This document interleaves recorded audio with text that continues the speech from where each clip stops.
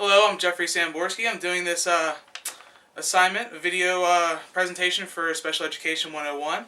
I just wanted to go over three of the main disabilities and kind of show how I design my classroom and design my instruction to cater to those students. First of all, students with learning disabilities.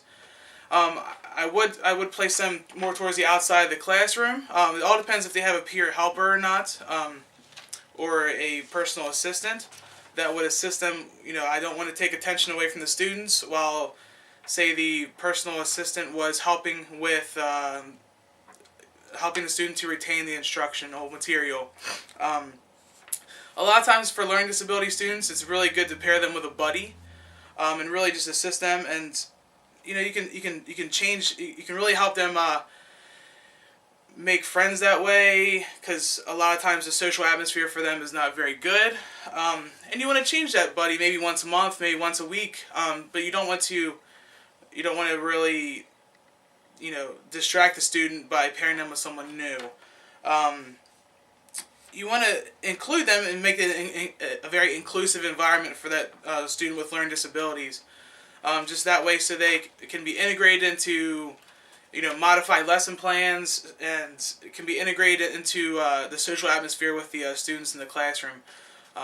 More often than not, they're typically going to be pulled out of the class, for different areas of study, depending on what their learning disability is with. If it's with mathematics or reading, typically in most occasions they're a disability that's together. They usually have disabilities in math and reading. You want to when you instruct in a classroom, you really want to provide a lot of memory aids and a lot of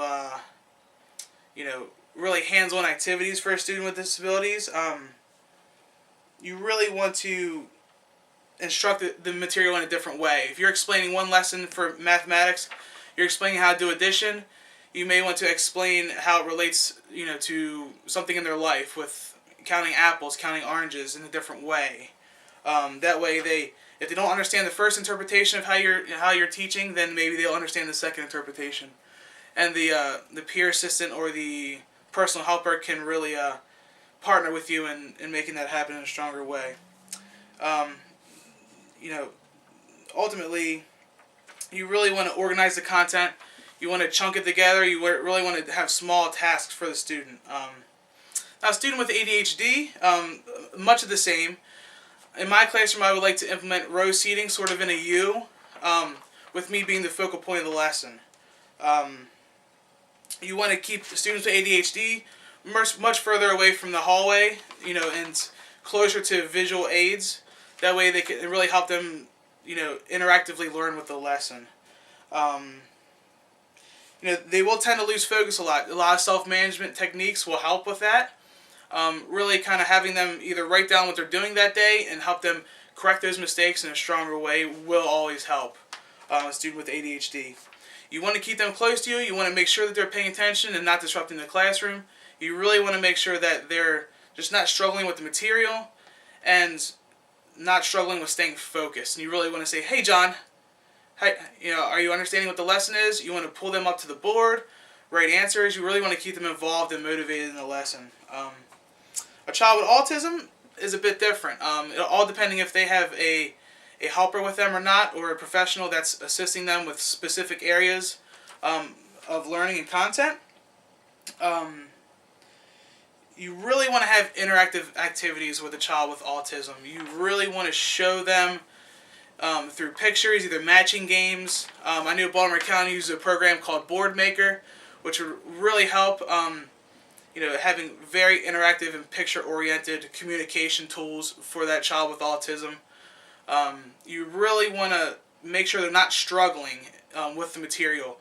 So you do want to keep them close to you. In my classroom, if I had the U shape and maybe a second tier with that, I would keep them on the end of a row, close to me. That way I can monitor if they're grasping the material. If they do have a personal assistant, then it does make it a bit easier for me to recognize the class that I'm teaching, as well as the student that could be struggling with the material that I'm teaching.